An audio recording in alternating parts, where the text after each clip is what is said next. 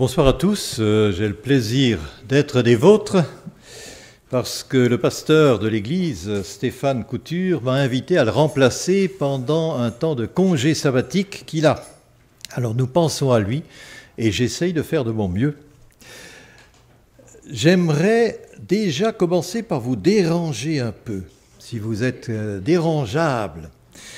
Nous allons faire des projections tout à l'heure et pour les voir bien, je vous propose de vous approcher le plus possible de l'écran, de manière à ne pas le voir trop de travers, parce que j'aimerais commenter un petit peu les images que je vais projeter. Alors, merci d'accepter que ce fichu étranger vous déménage dès que vous arrivez.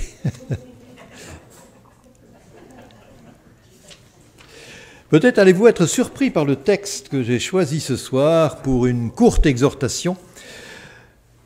Jésus était en train de parler à la foule, et puis il y a des gens qui sont approchés de lui, des collecteurs d'impôts, des pharisiens, des maîtres de la loi qui le critiquaient et qui disaient « Cet homme fait bon accueil aux gens de mauvaise réputation et il mange avec eux. » Pour avoir fait quelques campagnes d'évangélisation, c'est vrai que les gens qu'on accueille ne sont pas toujours ceux qui ont des grands diplômes et qui sont bien vus par tout le monde. Il y a aussi des gens peut-être qui sont un peu à la marge de la société et nous avons aussi vocation de les accueillir puisque Jésus les a accueillis. Mais suite à cela, Jésus utilise des paraboles. Il y en a 3. Il y a la brebis perdue, il y a la pièce d'argent perdue et retrouvée, et puis il y a le fils prodigue, ou les 2 fils. L'idée de ces 3 paraboles, c'est de dire qu'il y a dans le ciel de la joie pour ceux qui reviennent à Dieu. Et c'est sur ce thème que je voudrais partager avec vous quelques réflexions. Et pour vous mettre dans le bain, pour revenir à ces textes que nous connaissons bien sûr, peut-être parfois trop bien, je vous propose de faire la lecture et de l'écouter dans l'Évangile selon Jean, chapitre 15 de Luc. Et c'est Christine, mon épouse, qui va vous faire cette lecture. Pendant la lecture, vous allez voir apparaître une image qui est l'œuvre d'un artiste qui est décédé il y a une dizaine d'années et qui a consacré sa vie à essayer de transmettre l'Évangile aux générations futures, au travers de ses œuvres, au travers de ses estampes, c'est-à-dire qu'il gravait du bois, il était enduit d'encre et puis ensuite il imprimait les estampes et on en a un certain nombre. Toutes essayent de rendre compte de l'Évangile de Jésus-Christ. Alors pendant la lecture, je vous invite déjà à regarder l'image et puis ensuite je vous ferai quelques commentaires. Donc dans Luc 15, le verset 11, Jésus dit encore, « Un homme avait 2 fils. Le plus jeune dit à son père, « Mon père, donne-moi la part de notre fortune qui doit me revenir. » Alors le père partagea ses biens entre ses 2 fils. Peu de jours après, le plus jeune fils vendit sa part de la propriété et partit avec son argent pour un pays éloigné. Là, il vécut dans le désordre et dissipa ainsi tout ce qu'il possédait. Quand il eut tout dépensé, une grande famine survint dans ce pays et il commença à manquer du nécessaire. Il alla donc se mettre au service d'un des habitants du pays qui l'envoya dans ses champs garder les cochons. Il aurait bien voulu se nourrir des fruits du caroubier que mangeaient les cochons, mais personne ne lui en donnait. Alors il se mit à réfléchir sur sa situation et il se dit « Tous les ouvriers de mon père ont plus à manger qu'il ne leur en faut, tandis que moi, ici, je meurs de faim. Je veux repartir chez mon père et je lui dirai « Mon père, j'ai péché contre Dieu et contre toi. Je ne suis plus digne que tu me regardes comme ton fils. Traite-moi donc comme l'un de tes ouvriers. » et il repartit chez son père. Tandis qu'il était encore assez loin de la maison, son père le vit et en eut profondément pitié. Il courut à sa rencontre, le serra contre lui et l'embrassa.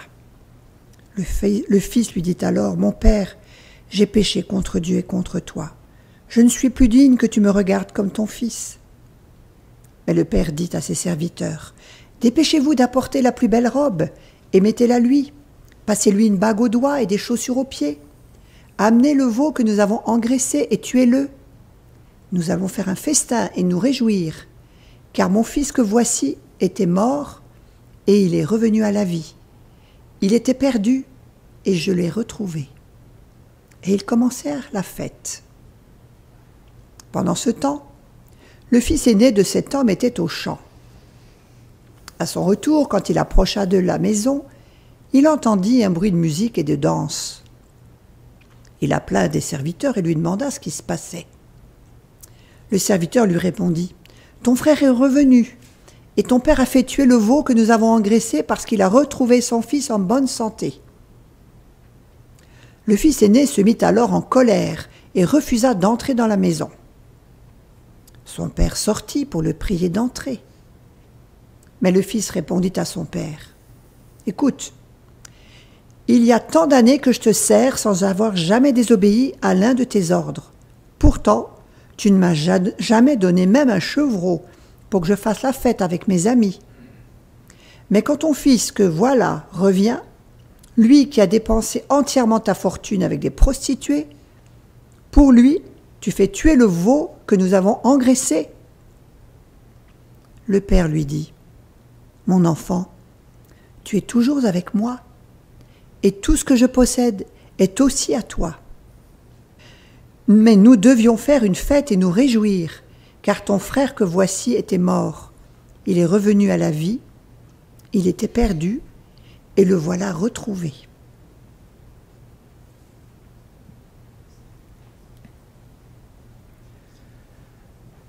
Je vous invite maintenant à regarder cette image et nous allons commencer par la bulle qui est en bas de l'image.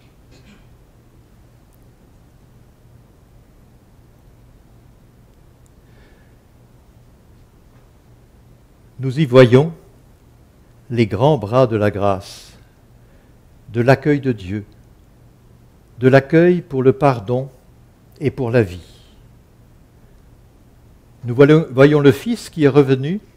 « J'ai péché contre le ciel et contre toi. » Et suite à ce retour, c'est la grande fête du Père qui se réjouit parce que son Fils qui était perdu est retrouvé. Son Fils qui était mort est revenu à la vie. Et c'est cela notre objectif pour le mois de juillet.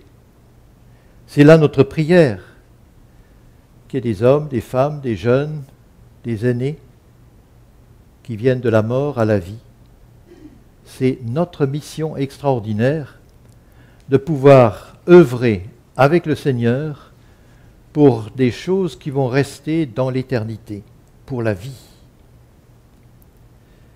Mais à côté de ce premier fils, il y a le deuxième, l'aîné, celui qui est resté, celui qui est proche et pourtant il est loin. Il est dehors et il n'a pas voulu rentrer malgré les invitations de son père. Son regard est triste, peut-être envieux même. Comment, lui le fidèle, celui qui a toujours travaillé, celui qui s'est consacré à sa tâche, aujourd'hui on le voit replié sur lui-même, les mains fermées. Tout proche, c'est vrai, mais il n'est pas de la fête. Et le père est triste parce qu'il ne répond pas à son invitation. Il est toujours là, c'est vrai, mais il n'est pas dans l'esprit de la famille, dans l'esprit du Père créateur et sauveur.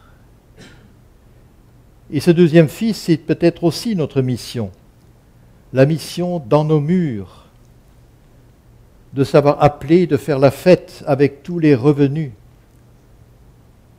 de vivre dans l'Église au travers de cette campagne d'évangélisation, le retour de ceux qui s'étaient éloignés. C'est toute l'histoire que raconte Luc. Et puis il y a dans cette bulle aussi le grand personnage. Bien sûr, nous avons compris le Christ, avec ses deux bras grands ouverts, qui accueille le Fils prodigue, mais aussi avec son regard d'invitation, son regard d'inquiétude aussi, d'invitation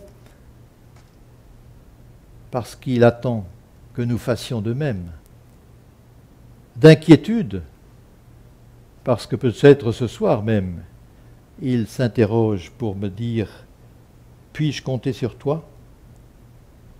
Chercher et sauver ce qui était perdu. Voilà notre mission. Voilà ce à quoi je t'appelle. Puis-je vraiment compter sur toi ?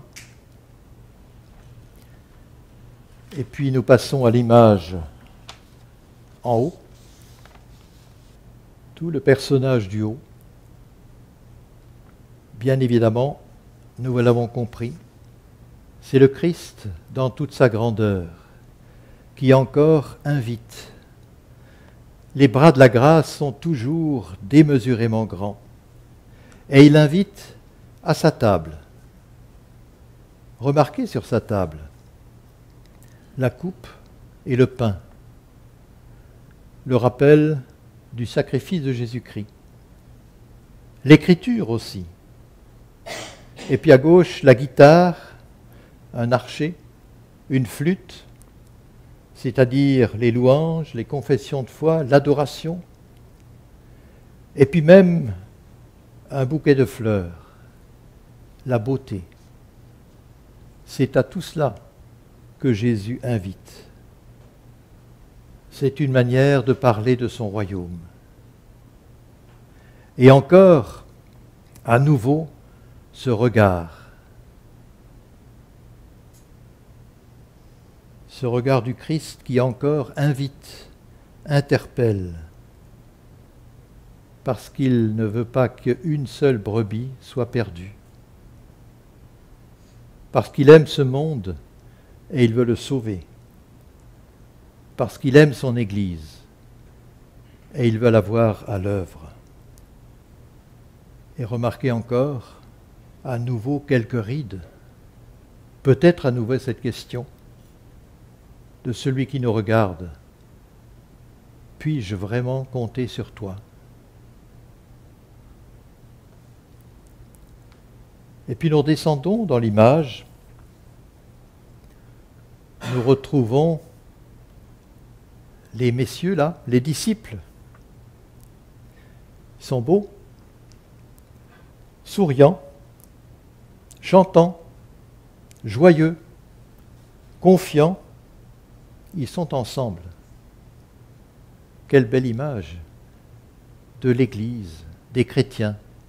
Mais pas seulement des chrétiens, mais aussi des églises qui s'unissent pour entrer dans l'œuvre de Dieu, pour poursuivre cette œuvre, pour marcher d'un même pas, pour regarder ensemble, où ça ? Vers le Seigneur. Et puis quelques détails intéressants quand même dans le tout bas de l'image. Un grand rond blanc, peut-être le monde, avec à droite et à gauche des pierres dispersées, sans harmonie. Ces pierres que l'on retrouvera un peu plus haut, c'est avec ces pierres-là que Jésus bâtit son Église.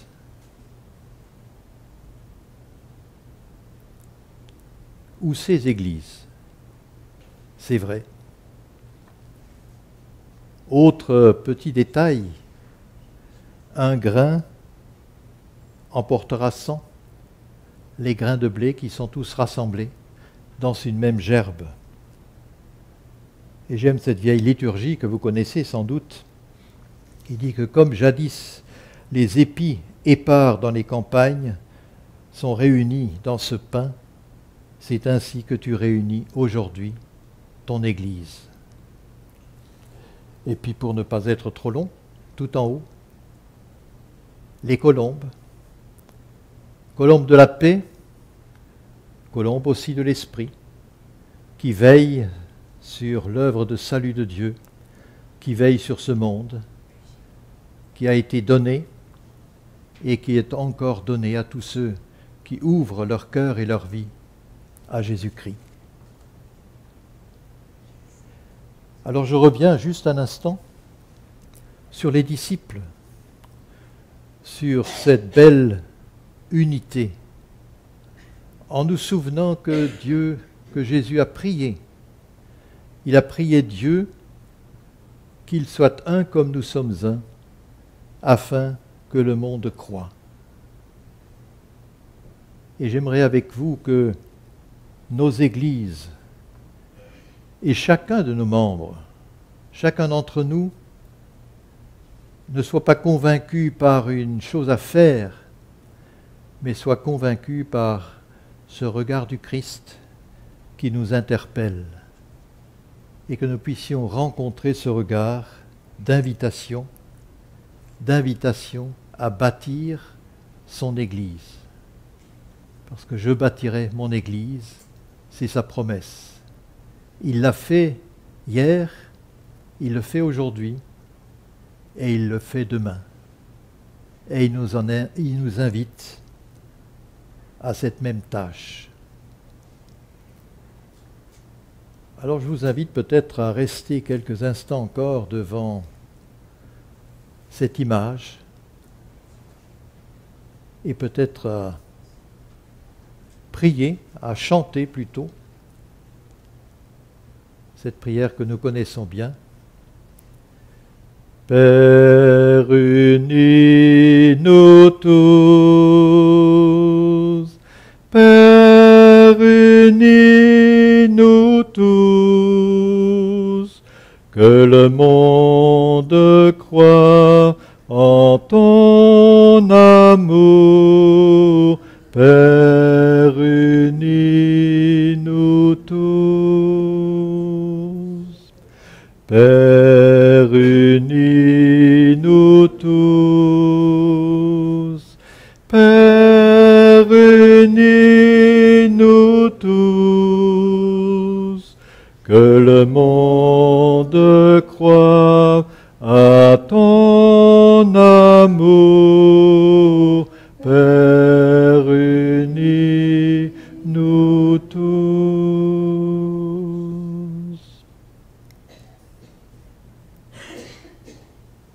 Amen.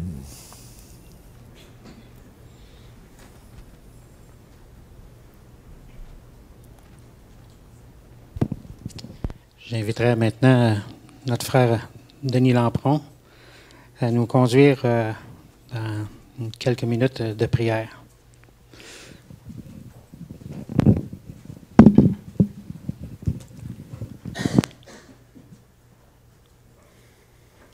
C'est un peu fou comme un texte et une illustration peuvent parler, nous parler. Comment le Seigneur se sert d'un artiste et de sa parole pour toucher nos cœurs. On a chanté, un des chants nous disait, « Seigneur, c'est vers toi, non pas que je me tourne, mais que nous nous tournons. » Seigneur, manifeste ta présence et convainc-nous de ta puissance.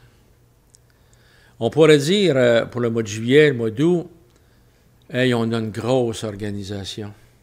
On a des gens qui vont venir de partout. On a un bon budget.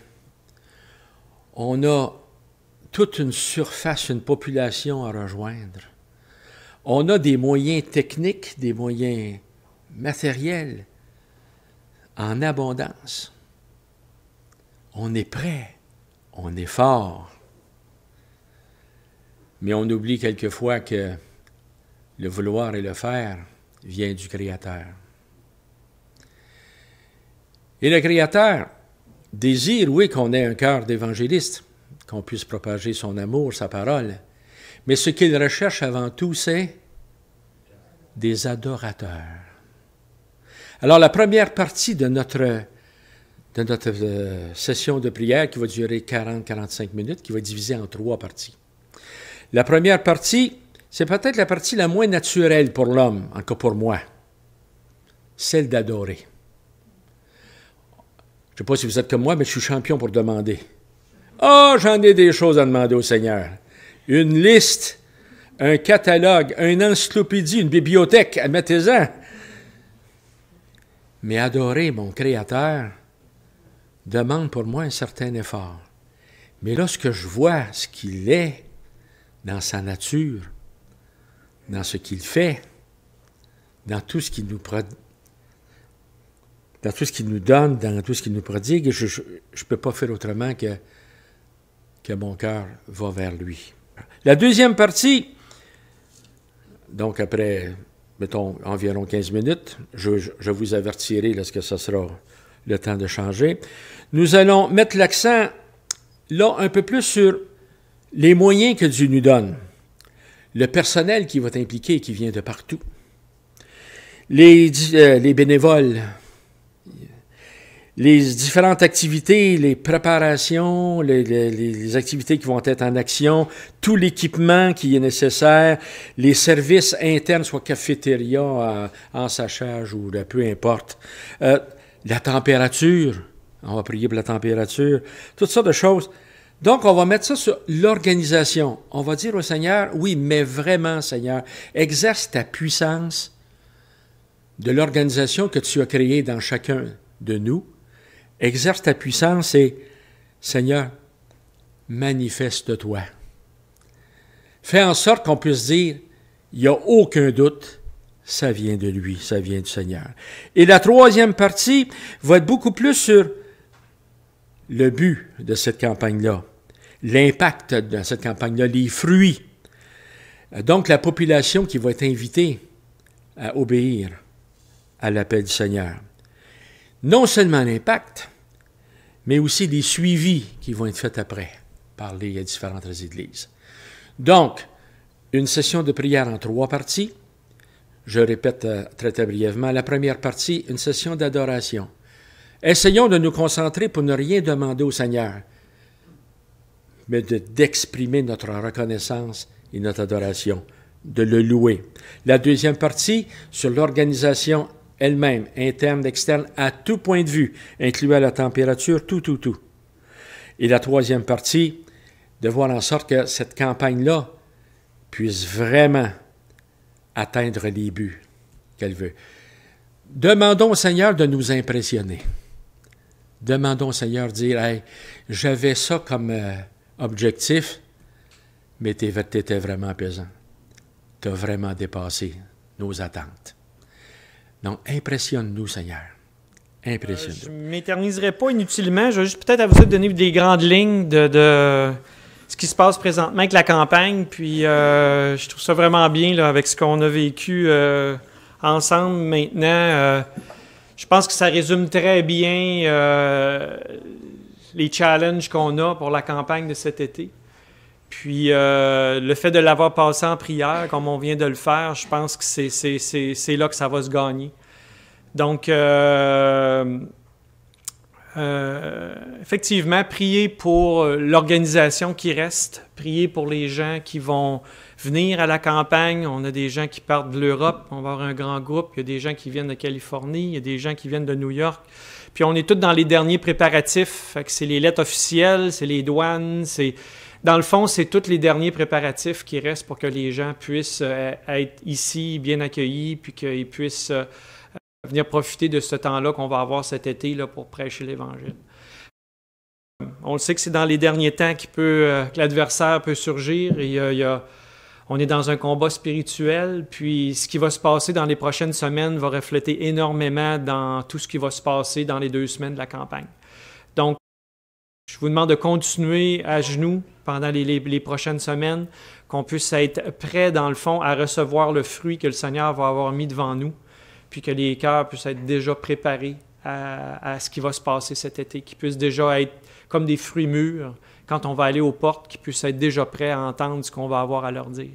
Présentement, on On est pas loin de 135 personnes inscrites, officielles. On le sait qu'on va en avoir d'autres parce qu'il y en a qui nous l'ont dit, oui, il faut que je vous l'envoie, Donc, on le sait qu'on va en avoir plus, mais si c'est votre cas aussi, que votre inscription n'a pas été envoyée, ça serait bien de le faire. Donc, tous ceux-là que vous voyez dans vos assemblées, encouragez-les normalement à envoyer leur lettre d'inscription. Parce que l'inscription, c'est pas juste le fait de dire qu'on s'engage à la campagne, c'est beaucoup plus aussi au niveau de l'investissement de chaque personne à travers la campagne, tout dépendant des comités, tout dépendant de l'aide qu'ils veulent fournir. Donc, c'est important d'avoir cette feuille-là parce que c'est avec ça que les comités vont pouvoir se fabriquer normalement des horaires justement pour qu'on puisse planifier d'une façon plus adéquate tout ce qui s'en vient là, dans les 2 semaines. Donc, une fois qu'on a la feuille d'inscription et on sait que telle personne veut être dans la cuisine, bien, ça va être facile après de mettre dans les horaires les disponibilités parce qu'il y en a qui ont déjà commencé à inscrire. Moi, je suis disponible les lundis, mardis, mercredis. Bien, on le sait qu'on peut les utiliser les lundis, mardis, mercredis. Donc, c'est important d'avoir les inscriptions en main. Plus on les a rapidement, plus c'est facile pour nous autres de créer les comités puis de créer les horaires pour la liste des 2 semaines. Je dirais que les besoins présentement, on parle de cuisine. Je sais qu'il y a un comité qui se réunit demain pour la cuisine, déjà, pour commencer à planifier les repas. Et après ça, on va pouvoir regarder justement les gens qui se sont déjà inscrits et qui veulent participer à la cuisine pour pouvoir les mettre dans les équipes. Okay. Il reste le transport. Je sais que Jean-Guy puis Alain va s'occuper de ces groupes-là au niveau des transports. Plus vite on va avoir les inscriptions, puis les gens impliqués, puis qu'on sait qu'on va avoir un véhicule, plus vite on va pouvoir commencer à faire les groupes de distribution, puis commencer aussi à voir comment on a de véhicules, comment on va pouvoir répartir dans notre région 03 de Québec, puis de savoir qu'on peut envoyer tant d'équipes sur la Rive-Sud, tant d'équipes sur la Rive-Nord. Ça va nous aider à savoir comment que ça va prendre de temps pour distribuer toutes les publications qu'on va mettre les porte-à-porte. Donc, c'est ça, disponibilité des gens, mieux organisé. Bon, l'hébergement aussi, pour ceux qui sont intéressés à héberger, spécifiquement, on a des demandes présentement pour des gens qui voudraient être hébergés au lieu de rester au campus, surtout pour les frères et sœurs des alentours ou de Montréal ou de la province de Québec. Donc, on le sait que ça va être un peu aléatoire. Le monde ne viendra pas essentiellement toujours 2 semaines. Ils peuvent venir 3-4 jours, peuvent venir une fin de semaine. Fait que si on le sait qu'on a des hébergements comme ça sur le fly, qu'on est capable de placer, puis je le sais que ça va arriver, ça arrive à toutes les campagnes. Donc, ça serait pratique d'avoir une liste de personnes. Moi, j'ai un lit. Moi, j'en ai 2. Je suis capable d'accueillir un couple, des personnes seules. Donc, ça, pour nous autres aussi, ça peut aider pour la planification des gens qui vont arriver. Tout ce qu'on parle là, souvent, ça va être géré par l'équipe, justement, au niveau du secrétariat. Fait que priez pour Annabelle, priez pour Martine, priez pour Naomi. C'est des gens qui vont avoir des grosses bottines cet été à chausser là, par rapport à tout ça. Puis, ça va prendre du temps, puis ça va prendre aussi là, de la patience, je pense, pour tout coordonner tout ça.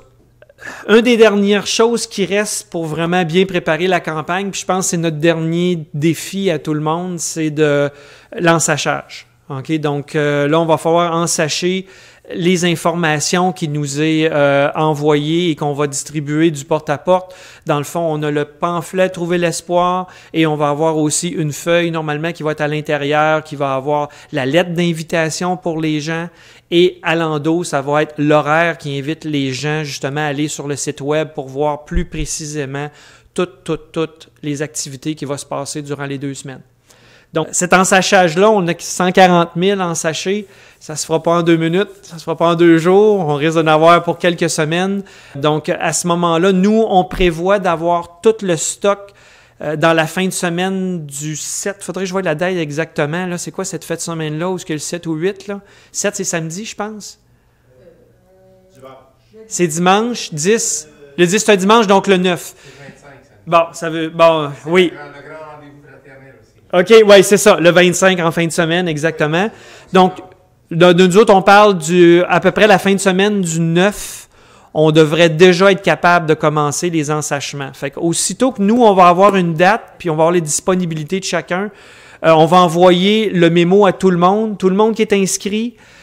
toutes les églises partenaires, et là, ça va être le temps de faire un bon blitz pour l'ensachage. Présentement, on a un lieu qui est l'église d'Alliance à Lévis, qui va servir un peu comme entrepôt, okay? Parce qu'on a un espace qui est grand pour accueillir toutes les palettes, accueillir les gilets, accueillir les sacs, accueillir tout. Fait qu'on va tout faire comme un genre de chaîne de montage là-bas qui va être déjà fait. Puis on va pouvoir planifier des équipes pour les gens qui sont disponibles pour aller faire l'ensachement. Premièrement, merci d'être ici. Je pense que si vous êtes ici, vous avez à cœur et l'évangélisation et la prière, donc merci. Puis ce qu'on a oublié de mentionner souvent dans nos besoins, c'est qu'on va avoir besoin de gens qui prient ces 2 semaines-là. Parce qu'il va y avoir des soldats qui sont dans la rue. Mais on va avoir besoin aussi de personnes qui s'engagent à prier. Donc, c'est vraiment quelque chose que je me rends compte qu'on a oublié. Fait que si vous pouvez en parler à vos églises, là, ça serait bien. Si quelqu'un dit « Moi, je peux pas » ou « nanana », mais s'il me dit « Je m'engage à prier 2 jours », ben c'est super. Si c'est 2 semaines, tant mieux. Puis aussi, chaque personne qui va évangéliser, ça serait bien de demander à 2 personnes de prier pour vous pendant les 2 semaines. Des gens que vous savez qui vont le faire. Fait que si vous pouvez répandre ça, ça serait bien. Parce que sans la prière, on n'y arrivera pas. Voilà. Merci. Peut-être une autre chose, on le sait que durant ces... Ouais, je vais finir avec ça, il reste 2 minutes. Vous savez que, je suis content, je vois Jean-Marie qui est là. On a une grosse équipe qui prennent les téléphones parce que chaque chose qu'on fait, que ce soit au niveau télévision, radio, que ce soit distribution, on a une ligne, un 800 que les gens appellent. Okay? Et vu qu'on va annoncer beaucoup de choses durant ces périodes-là, on le sait que peut-être que notre ligne va être en demande un peu plus. Fait que je veux juste peut-être en profiter, okay, pour annoncer s'il y a des gens dans vos églises qui seraient intéressés à devenir partenaires au niveau du système téléphonique pour prendre les appels. Si c'est quelque chose que vous avez sur votre cœur, que vous aimeriez faire, présentement, on a une équipe qui prend des téléphones régulièrement durant la semaine, mais des fois, il nous manque des jours, des fois, il nous manque des soirs. Fait que ça serait peut-être bon, si vous avez ce fardeau-là, de nous le dire, parce qu'on ne veut pas tout mettre le même fardeau sur toutes les mêmes personnes qui sont là régulièrement. Donc, s'il y en a qui sont prêts à prendre des appels, on fait tout simplement transférer aux heures notre ligne, la ligne 1877, aux personnes qui sont intéressées pour les périodes précises, là. Fait que ça, c'est un besoin qu'on va avoir dans le futur. Donc, j'aimais peut-être vous le mentionner tout de suite parce qu'on le sait qu'il va y avoir peut-être une progression là, au niveau des appels dans les prochaines semaines.